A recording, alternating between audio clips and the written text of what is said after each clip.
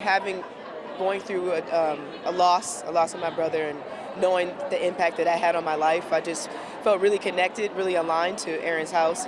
And it was such a beautiful day, getting a chance to meet all the volunteers, the executive directors, got a chance to spend time at Aaron's house just to see the things that they have there.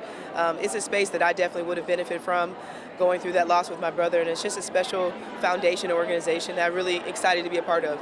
As far as your coaching career so far, you've been through so much change in the world of college basketball, with NIL, the transfer portal, even revenue sharing on deck. As far as your coaching career, just how do you navigate through all that change? And especially, I'm sure it's very head spinning for a lot of folks right now in the industry. Yes, just you have to pivot, honestly. The last 5 years, college athletics, the landscape has changed since I've been a head coach. So it's kind of the new normal right now. And I'm fortunate that I have an incredible team coming back and have added some really great pieces and have a great coaching staff and people that I'm working with, and excited to get back to work. But this is just the new landscape of college athletics, and just adjusting and pivoting to it. How special is it coaching somebody like Hannah Hidalgo? It is so special. That kid she's different. She's so special. She's so fun. And she's just getting started, in my opinion. She's probably going to be the face of the women's game next season. I'm excited for her to have her upperclassmen junior campaign. To have somebody on your team like Sonia Citron getting drafted number 3 overall, what do you think that says about the reflection of your program right now? Yeah, I'm so proud. And Maddie Westbell making the team in Chicago Sky, but having Sonia Citron go 3rd in the draft. We always talk about being pro-ready, going to Notre Dame. We have the blueprint. We have the most guards now that are in the WNBA, which is an incredible accomplishment. So just knowing the blueprint of the success and how that the transition from Notre Dame is very seamless in the WNBA, I'm super proud as their coach. And just speaking on the state of women's basketball right now, how heartwarming is it for you, a former WNBA player yourself, just to see the growth of the game, not just college-wise, but also in the WNBA as well? It's amazing. I'm so grateful that I'm a part of it still, being a coach, and it's taken leaps and bounds from when I was a player.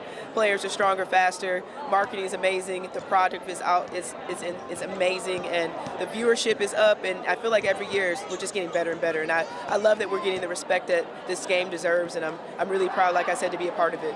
I know you were talking on stage about Jaden just growing up with a role model like Skylar Diggins-Smith.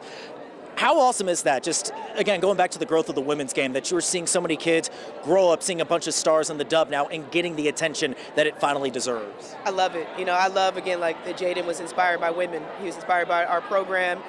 He learned the game by watching me coach and also watching our players succeed at the highest level and actually following their mannerisms, the way that they worked, their mindset. Jaden really adapted that by watching it. He was a sponge watching Skylar and Enrique. So I just love it. I love the growth of our game, and I love that the women's game really inspired Jaden to do what he does now. Just obviously, it's probably been a little bit of a whirlwind since the end of the season. A lot of WNBA talent moving on from Notre Dame. And how have you tried to rebuild that roster this offseason? Yeah, I mean, just in the portal, it's been, I think, that escape for all coaches. I brought in some really great grad transfers that I think is really going to help us with leadership and experience and kind of filling out those voids that we need. But still, looking to recruit high school prospective student athletes as well.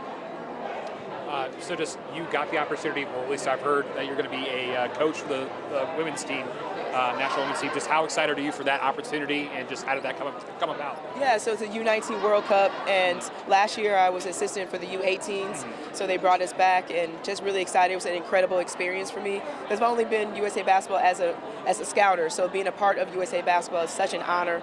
I'm excited to work with Terry Morin, head coach of IU, and Jose Fernandez, head coach of South Florida. So bringing that group back together, and excited to go for another gold.